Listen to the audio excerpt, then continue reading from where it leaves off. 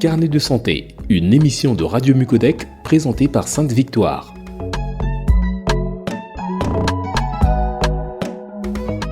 Bonjour à tous.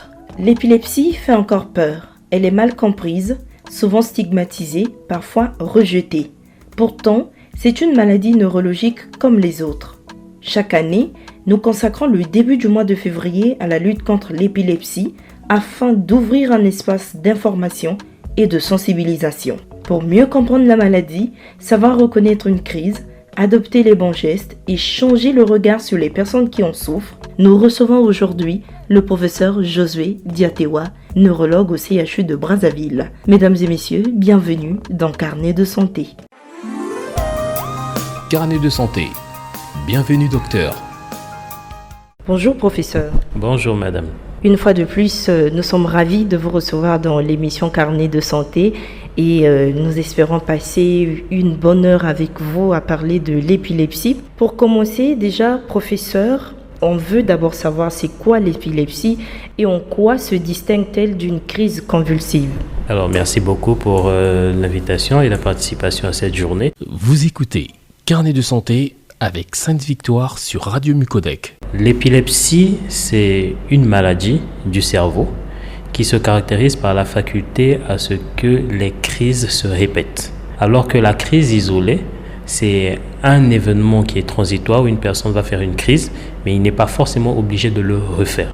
Pour les pays africains, comme la République du Congo, sur quelle ligne d'importance peut-on placer cette journée de l'épilepsie ? Alors, la journée internationale de l'épilepsie est d'autant plus importante en Afrique parce que nous savons déjà dans le monde que c'est un gros problème de santé publique. 50 millions de personnes qui vivent avec l'épilepsie.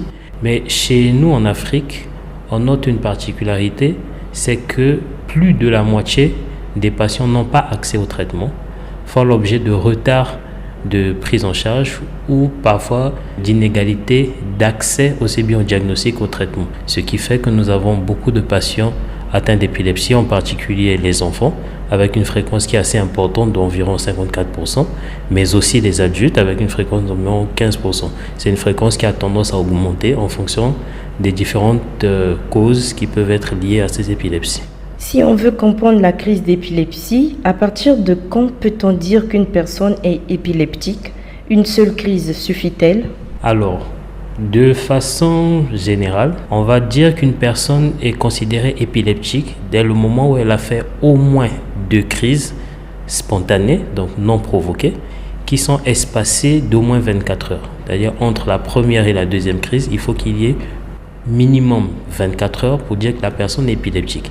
Mais il peut arriver une situation où une personne peut faire une seule crise et être déclarée épileptique à la seule condition que cette personne présente une anomalie ou une lésion au niveau du cerveau, mise en évidence par un médecin, et la présence de cette lésion qui va signifier qu'il a une probabilité de refaire des crises de l'ordre de près de 60% peut faire que le médecin, le neurologue, le considère comme un épileptique sur la base d'une seule crise. Quelle est la différence entre une crise d'épilepsie partielle et une crise généralisée ? Alors, la crise d'épilepsie partielle ou focale résulte en fait d'une lésion d'une partie du cerveau, alors que la crise généralisée concerne la souffrance de tout le cerveau en même temps. Quand une personne fait une crise d'épilepsie, qu'est-ce qui doit alerter son entourage ? En fait, la crise d'épilepsie en elle-même, elle est spectaculaire, surtout pour la crise généralisée ou la convulsion que tout le monde connaît. Souvent, ce qui alerte, c'est le cri annonciateur du début de la crise que va émettre le patient ou la personne en train de faire une crise. Et souvent, lorsqu'on l'entend, on se dit cette personne est en train de faire une crise et parfois ce sont les secousses violentes qui ont tendance à les alerter. Mais sinon, la crise en réalité, elle est imprévisible. Elle survient brutalement et elle s'arrête brutalement. C'est pour ça qu'on parle du caractère paroxystique. Et donc, c'est difficile de savoir qu'est-ce qui alerte vraiment la survenue de la crise. Après une première crise, quelle est la première question que le médecin doit se poser ? Après une première crise, la principale question que le médecin se pose, c'est quelle est la cause de cette épilepsie ? Est-ce que c'est lié à une infection ? Est-ce que c'est lié à la prise d'un toxique ? Est-ce que c'est après un accident? Est-ce que ça peut être un accident vasculaire cérébral? Est-ce que ça peut être une tumeur? Est-ce que ça peut être en rapport avec une souffrance de l'enfant à la naissance? Donc, la principale question, c'est toujours de savoir pourquoi est-ce qu'on a fait une crise d'épilepsie. Et quels examens sont nécessaires pour diagnostiquer l'épilepsie? Alors, pour diagnostiquer l'épilepsie, une grande partie du diagnostic repose d'abord sur l'histoire de la crise. Donc, l'interrogatoire de l'entourage qui a été témoin de la crise, il doit décrire la crise, la durée et le type à peu près. Et parfois, on demande à l'entourage ou à la famille de filmer afin que nous, on puisse bien voir le type de crise. Mais cet interrogatoire est couplé souvent par un examen physique. On examine le patient et on peut demander des examens paracliniques, notamment l'électroencéphalogramme. C'est un examen qui évalue l'activité électrique du cerveau. Et on demande le scanner cérébral ou l'IRM, l'imagerie par résonance magnétique. Ici, il s'agit essentiellement de rechercher une éventuelle cause, dont une lésion qui peut être visible au niveau du cerveau. Vous parlez de lésion, professeur. Une crise d'épilepsie est-elle toujours liée à une lésion cérébrale ou peut-il s'agir d'un simple dérèglement électrique du cerveau? Alors, la crise épileptique peut être en rapport avec une lésion, tout comme elle peut être simplement en rapport avec un dérèglement. Ça, c'est la crise en elle-même. Alors que la maladie épileptique, que l'on appelle l'épilepsie elle-même, elle est souvent liée à des perturbations dans le fonctionnement ou des lésions qui vont auto-entretenir la faculté de refaire des crises d'épilepsie. Que se passe-t-il dans le cerveau pendant une crise d'épilepsie? On veut bien savoir. De façon normale, le cerveau est constitué de cellules dont leur fonctionnement est un fonctionnement qui est électrique. Donc c'est de l'électricité. Et cette électricité fonctionne sur un système d'autorégulation. Il y a des neurones qui sont excitateurs et des neurones ou des cellules qui sont inhibitrices ou qui freinent. Et la capacité d'excitation ou de frein est modulée par une substance que nous on appelle le neurotransmetteur. Donc cette substance d'excitation ou d'inhibition travaille avec un certain équilibre. Lorsqu'il y a une crise d'épilepsie, il y a ce déséquilibre qui est prononcé. Et ce déséquilibre est en faveur de l'excitation. Du coup, c'est comme un court-circuit. Il y aura l'activité électrique qui sera soutenue, désordonnée, qui va donc donner une crise d'épilepsie. Et en présence des anomalies qui vont entretenir cette hyper-excitabilité, on va donc avoir la répétition des crises qui va définir la maladie épileptique ou l'épilepsie. Voilà ce qui se passe en général. Et là, une fois que le cerveau a déchargé, donc comme tout circuit électrique, à un moment donné, il doit s'arrêter, le système de frein va reprendre le dessus, raison pour laquelle la crise s'arrête. Et comment se fait le retour à la conscience après une crise? Alors, après la crise, il y a, façon de parler simple, il y a comme une fatigue que va ressentir le cerveau, façon de parler, pour dire que l'excitabilité auquel on a assisté lors du phénomène de crise va s'épuiser et donc le système de frein va reprendre le dessus. Et lorsqu'il y a ce système de frein, il y a une certaine fatigue pour que le cerveau revienne à un certain équilibre. Et ce retour à l'équilibre se fait de façon progressive, ce qui fait que les personnes après une crise d'épilepsie sont souvent confuses ou parfois ont perdu connaissance ou ronflent avec un retour à la conscience qui se fait de façon progressive qui peut durer plusieurs minutes à quelques heures. Est-ce que dans ce contexte, une personne qui a fait une crise d'épilepsie se souvient d'avoir fait la crise? Dans la majorité des cas, les patients ne se souviennent pas de la crise qu'ils ont faite parce que la majorité des crises que les gens présentent dans notre contexte, ce sont des crises généralisées. Mais il existe des crises partielles ou des crises focales où la personne est totalement consciente de la crise qu'elle est en train de faire. Mais retenons que dans la majorité des cas, les gens ne se rappellent pas forcément de la crise qu'ils ont faite. Une question importante, professeur. Les crises répétées ou prolongées peuvent-elles conduire au décès? Généralement, non. Mais les crises prolongées et répétées peuvent être dangereuses et doivent être prises en charge en urgence. Il y a une question qu'une auditrice nous a posée dans le fil d'actualité de l'émission Carnet de santé concernant l'épilepsie. La dame demande si une femme vivant avec l'épilepsie peut avoir des possibilités d'enfanter. Alors, la grossesse et l'épilepsie sont compatibles. Elle peut tomber enceinte, elle peut accoucher, mais à la seule condition qu'elle soit suivie à la fois par son gynécologue et par le neurologue pour le contrôle de son épilepsie. La vie devient de plus en plus dynamique. On se demande aujourd'hui si certaines professions ou activités peuvent-elles favoriser l'épilepsie. Alors, il n'y a aucune profession qui va faciliter l'épilepsie, mais il y a des circonstances qui peuvent déclencher des crises ou déséquilibrer une épilepsie, telles que le manque de sommeil, la prise excessive d'alcool, le stress peuvent entraîner ou déclencher des crises d'épilepsie. Mais il n'y a pas de métier ou de facteurs autres qui peuvent réellement déclencher une crise d'épilepsie. Nous poursuivons cette émission, mesdames et messieurs, et nous vous rappelons que nous sommes avec le professeur Josué Diatewa. Il est neurologue au CHU de Brazzaville et nous parlons aujourd'hui de l'épilepsie. Professeur, nous sommes tous tombés une fois sur ce message sur nos écrans. Ce programme contient des images photosensibles. On lit ce message mais on ne le comprend pas. Est-ce que les écrans comme la télévision, les ordinateurs, les jeux vidéo peuvent-ils déclencher des crises chez les personnes? Alors, il existe une minorité des patients qui présentent une épilepsie qu'on dit photosensible.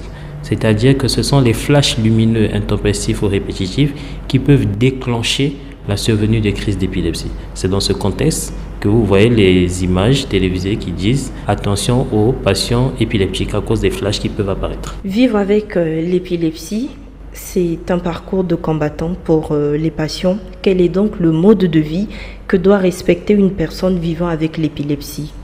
Une personne vivant avec une épilepsie doit être considérée comme une personne normale. Et donc vivre avec une épilepsie demande déjà, pour la personne qui souffre de la maladie, c'est déjà de prendre régulièrement son traitement, parce que tant qu'elle prend son traitement, elle peut avoir une épilepsie contrôlée le plus longtemps possible, et même arriver à un moment où on n'a quasiment pas de crise. D'un autre côté, vivre avec l'épilepsie demande aussi d'avoir une bonne hygiène de vie. La bonne hygiène de vie en ce qui concerne l'épilepsie, c'est éviter les circonstances qui déclenchent les crises. Ça veut dire avoir un sommeil réparateur, éviter la consommation excessive d'alcool, et la gestion du stress, mais aussi la prévention de certaines infections qui peuvent elles aussi déclencher des crises d'épilepsie chez certaines personnes. Au-delà de tout ça, il faut toujours avoir un soutien de la famille, de l'entourage, parce que bien qu'elle soit considérée comme une maladie stigmatisante qui fait peur, il ne faut pas oublier qu'en réalité, elle n'est pas contagieuse et elle n'est pas mystique. Donc, entourer cette personne qui peut se sentir diminuée ou différente est une bonne solution également pour avoir un mode de vie normal. Nous allons ouvrir une petite parenthèse, professeur Diatewa. On comprend depuis le début de cette émission Carnet de santé que les médecins, les professeurs, les spécialistes qui passent dans cette émission n'arrêtent pas de marteler sur l'alcool. Que peut-on dire sur sa dangerosité sur le corps humain? Il a été plusieurs fois démontré que l'alcool est nocif, mais c'est surtout l'abus d'alcool qui pose un problème. Il y a ce qu'on appelle la tolérance interindividuelle qui fait qu'il y a des gens qui tolèrent une plus grosse quantité d'alcool que d'autres. Mais quoi qu'il en soit, ce qui est recommandé, c'est ne pas dépasser la limite autorisée. D'après ce que donnent des données scientifiques, c'est 20 grammes chez la femme et 40 chez l'homme. Alors quand on va déjà à cet excès, tout excès nuit. Et on a tendance à dire, les neurologues, que le cerveau, le système nerveux, c'est la poubelle du corps humain. Et donc, quand tous les autres systèmes souffrent, ont un problème, le cerveau va tout reprendre comme conséquence. Du coup, même l'alcool, bien qu'il ait un problème sur le foie, mais il aura une principale répercussion sur notre cerveau. Donc, cette grosse consommation d'alcool est à éviter. Il faut la consommer avec modération. Il y en a aussi qui font la différence entre l'alcool, qui se disent que le vin est mieux, la bière encore moins, mais ils préfèrent quand même prendre de l'alcool. Aujourd'hui, nous avons aussi, pour ne pas faire la publicité, mais nous avons des bières, des boissons alcoolisées sur toutes les formes. Il y en a qui disent, si je ne prends pas le vin, je prends au moins un cocktail.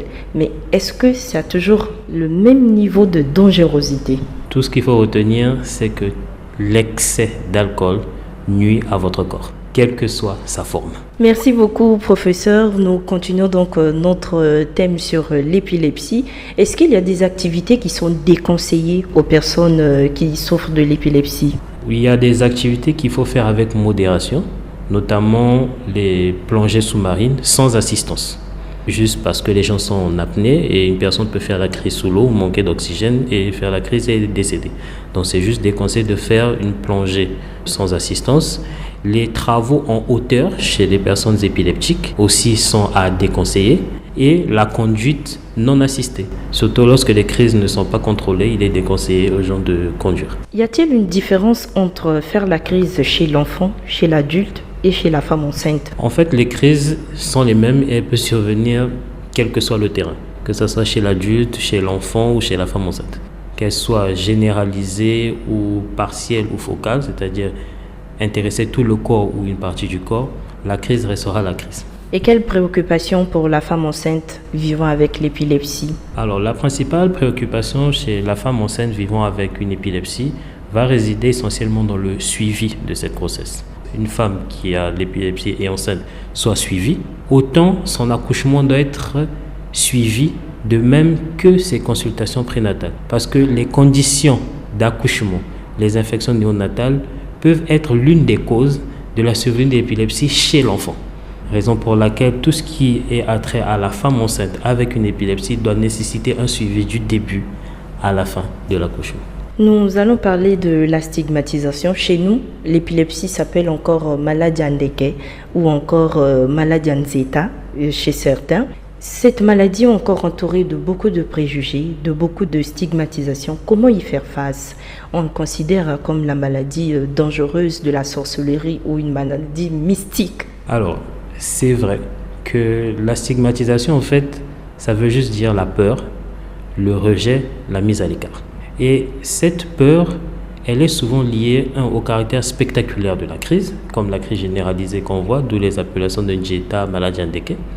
Mais la peur vient aussi du fait de la méconnaissance de ce que c'est que l'épilepsie. Nous avons dit précédemment que l'épilepsie était une maladie organique, c'est une maladie qui touche le cerveau. Et on a expliqué que c'est lié à un dysfonctionnement de la régulation de l'excitabilité du cerveau, comme c'est comme un circuit électrique. Ce qui fait que c'est une maladie qui est naturelle. Le côté mystique, donc, n'a plus sa place. D'où le caractère contagieux, mystique, la sorcellerie n'a plus lieu d'être. Il s'agit réellement d'une maladie. Et donc le fait déjà de reconnaître et de comprendre maintenant que c'est une maladie comme toute autre, comme l'asthme est une maladie du poumon, le diabète c'est une maladie en rapport avec le problème lié au sucre, ça fait que l'épilepsie est une maladie du cerveau. À ce titre, une fois que l'on sait que c'est organique, la croyance au caractère mystique, contagieux, doit être mise de côté. Nous avons aussi rappelé que parmi les causes, il y avait des causes infectieuses. Une infection que nous contactons, les problèmes liés à l'accouchement, des tumeurs cérébrales, des accidents vasculaires cérébraux, des traumatismes crâniens. Et là, vous voyez que dans ce panel d'étiologie, il n'y a rien qui est transmissible. Du coup, je peux toucher une personne qui est épileptique, ça ne veut pas dire que je serai épileptique. Du coup, il faut retenir déjà, enlever la mentalité donc du Congolais et de tout le monde, que le caractère mystique n'a plus lieu d'être. Est-ce que cette stigmatisation peut aggraver la prise en charge des patients? Alors oui, parce que cette peur liée aux croyances va faire en sorte que les patients vont déjà venir tard en consultation parce qu'ils ont peur du regard des autres déjà. Ils auront tendance à recourir à d'autres traitements. Ça peut être un traitement traditionnel, plutôt qu'il existe un traitement médical. Donc ce retard de prise en charge fait déjà que les patients qui vont faire beaucoup de crises vont avoir plusieurs séquelles. Et toutes ces séquelles vont faire que la prise en charge, le contrôle de ces crises peut être plus difficile. Mais aussi, ces séquelles et cette peur avec ces croyances vont faire qu'il y a certaines personnes, en particulier les enfants, qui peuvent être exclus parfois du parcours scolaire. Il y en a, par exemple, qui nous rapportent qu'il a été exclu parce que la crise fait peur à ses collègues ou dérange le processus. Mais on ne va pas l'exclure pour autant, alors qu'on peut contrôler ces crises. Il y en a qui sont mises de côté dans certains foyers, qui sont jugés. Il y en a même qui ne sont pas acceptés dans leur milieu de travail parce qu'ils font des crises épileptiques. Mais ça, c'est lié à ces croyances. Et c'est cette peur de l'entourage vis-à-vis de la société qui fait que les gens se mettent en retrait. Mais pour les enfants, par exemple, le fait de se sentir en retrait, déscolarisé, a un gros impact sur l'avenir de cet enfant. Raison pour laquelle la stigmatisation est lourde de conséquences. Carnet de santé avec Sainte-Victoire sur Radio Mucodec. Nous sommes pratiquement à la fin de notre interview. Professeur, quel est le message que vous souhaitez adresser aux familles qui cachent encore la maladie? À toutes les familles, il faudrait rappeler que l'épilepsie n'est pas contagieuse, elle n'est pas mystique, c'est une maladie organique comme toute autre. Elle se soigne. Et il faut venir à l'hôpital le plus tôt possible, pas uniquement attendre lorsqu'on a beaucoup de crises, il faut venir le plus tôt, parce que plus vite on prend en charge les patients, mieux notre épilepsie elle est contrôlée. Et on peut vivre normalement avec son épilepsie et avoir le mode de vie le plus normal possible. Être scolarisé, travailler, avoir des enfants, se marier, on peut tout faire.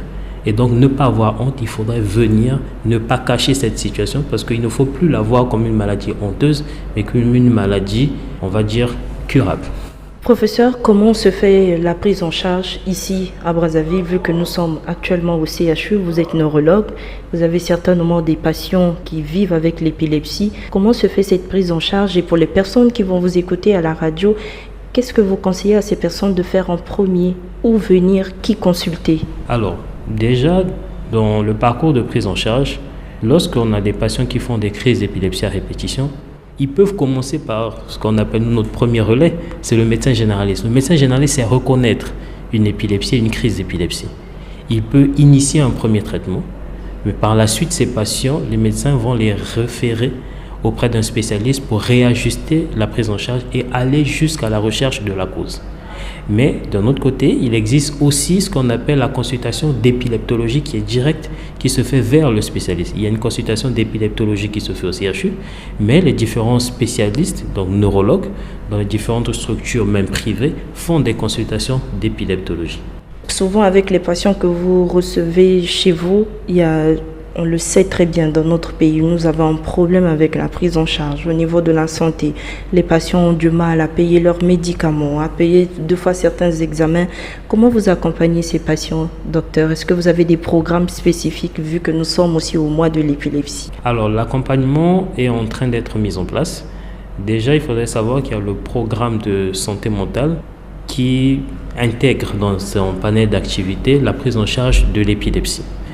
Et donc, il y a plusieurs choses qui sont en train d'être mises en place. Au fur et à mesure, on va les améliorer. Mais dans l'une des premières qui a été mise en place, c'est déjà la consultation d'épileptologie. Pour l'instant, la plus moins chère au CHU. Elle est toujours ouverte. Lorsqu'on fait cette consultation d'épileptologie, si nous avons à notre disposition certains médicaments qui nous sont donnés par exemple par des firmes pharmaceutiques, on peut le donner gratuitement aux patients. Mais ce n'est pas toujours le cas. Ils peuvent acheter. Mais l'autre solution aussi que nous pouvons avoir, c'est, comme on dit, on prescrit le médicament antiépileptique en fonction du type de crise d'épilepsie, mais aussi en tenant compte de la poche du parent du patient. Et donc, on adapte le traitement à toutes ces conditions. Ce qui fait que lorsque le médicament, par exemple, le parent a maintenant du mal à acheter ce médicament, il est dans l'obligation de revenir nous voir afin de voir quel est le médicament ou peut-être l'équivalent qui peut être le plus adapté en fonction de son revenu. Maintenant, après, d'autres activités pourront être également mises en place. Mais déjà régulièrement, chaque année, on fait soit une campagne de sensibilisation grand public, soit c'est à travers les médias, soit des sensibilisations dans les différentes écoles pour essayer de sensibiliser déjà, mais ensuite la prise en charge médicamenteuse doit être suivie. Là, ça ne dépend pas toujours de nous, ça dépend de tout un système. De 2024 à 2025, est-ce que vous avez observé une nette amélioration? Oui, de 2024 à 2025, je vais même dire jusqu'à début 2026, il y a une nette amélioration des consultations en matière d'épilepsie. Parce que depuis la vulgarisation dans la campagne de sensibilisation grand public qui a eu lieu il y a 2 ans à Mongali, et la mise en place de la consultation d'épileptologie au CHU qui a moindre coût, fait que les patients viennent plus nombreux. Même ceux qui ont des crises non contrôlées ou même dès le début, ils y arrivent. Du coup, on se rend compte qu'il existe un gros progrès. Mais il y a aussi aujourd'hui beaucoup d'enfants, parce que nous avons sensibilisé dans les écoles, qui aujourd'hui n'ont presque plus peur de voir un collègue faire une crise. Mais il y a aussi des parents qui sont demandeurs d'un accompagnement. Et ça, c'est fortement encouragé de la part des populations. Merci beaucoup, professeur. On garde espoir. Enfin, l'épilepsie peut-elle être prévenue dans certains cas? Oui, dans beaucoup de cas, en particulier chez nous, l'épilepsie peut être prévenue. Parce que parmi les causes d'épilepsie, nous avons cité des infections. Et donc, si on prévient certaines infections, cela nous permet d'éviter de faire de l'épilepsie. Je prends l'exemple, il y a le paludisme grave. Il suffit d'avoir les mesures préventives qui nous permettent d'arriver à l'épilepsie. Les méningites, il y a des mesures préventives. Nous avons parlé des traumatismes crâniens. Donc il faut faire la prévention des accidents de la voie publique. Les accidents vasculaires cérébraux, nous avons parlé des mesures hygiéno-diététiques dans le contrôle de l'hypertension artérielle, du diabète, ainsi de suite. Toutes ces mesures préventives nous permettent de prévenir la survenue de l'épilepsie, mais j'ajouterai également le suivi de la grossesse. Quels gestes faut-il faire ou éviter face à une crise d'épilepsie? La première des choses à éviter, c'est de mettre un objet ou le doigt dans la bouche de la personne qui fait une crise d'épilepsie. Parce que vous allez vous faire mordre. Il n'est pas conscient et il est rigide à tel point qu'il va serrer ses dents. Vous mettez un doigt, il va vous couper le doigt. Vous mettez une cuillère, il peut se blesser encore plus. Ce qu'il faut faire lorsqu'une personne fait une crise d'épilepsie, c'est mettre la personne sur le côté. C'est ce qu'on appelle la position latérale de sécurité. Dégager tout objet dangereux qui est proche de la personne. Ça peut être une pierre, une table, une chaise. Il faut dégager la crise et surtout de ne pas retenir la personne qui fait une crise. Ça ne servira à rien. Il faut la laisser. Sa crise va s'arrêter, mais c'est surtout chronométrer le temps. Comme on dit chez nous, pour toute lésion cérébrale qui est prolongée, s'accompagne toujours de dommages importants. Donc il faut chronométrer. Lorsqu'on se rend compte que le temps, souvent au bout de 2-3 minutes, la crise va s'arrêter. C'est le retour à la conscience qui peut être long. Mais si la crise, les mouvements sont prolongés, devant, on va dire, plus de 5 minutes, il faut le mettre dans une ambulance, dans un taxi, le ramener rapidement à l'hôpital. Quel message adressez-vous à la population congolaise en cette journée internationale de l'épilepsie? Alors, à la population congolaise, en cette journée, c'est surtout sortir de la croyance que nous avons toujours eue, qui est de se dire que l'épilepsie, elle est mystique, c'est de la sorcellerie, elle est contagieuse. Elle ne l'est pas. C'est une maladie organique. Ensuite, elle se traite. Avec un traitement, avec une prise en charge précoce et adaptée, on peut avoir un mode de vie normal. C'est le principal message qu'il faut retenir. La principale chose, c'est prenons soin de nous, informons-nous et accompagnons ceux qui ont le plus de problèmes. Merci beaucoup, professeur Josué Diatewa. Ce fut un plaisir pour nous de vous avoir dans cette émission Carnet de santé pour plus de sensibilisation, plus d'écoute et encore plus de thématiques liées à la neurologie. C'est moi qui vous remercie. Et voilà, Carnet de santé touche à sa fin pour aujourd'hui. Merci à vous pour votre attention et votre écoute. On se retrouve prochainement pour un nouveau numéro avec une nouvelle thématique. C'était Carnet de santé, une émission de Radio Mucodec présentée par Sainte-Victoire.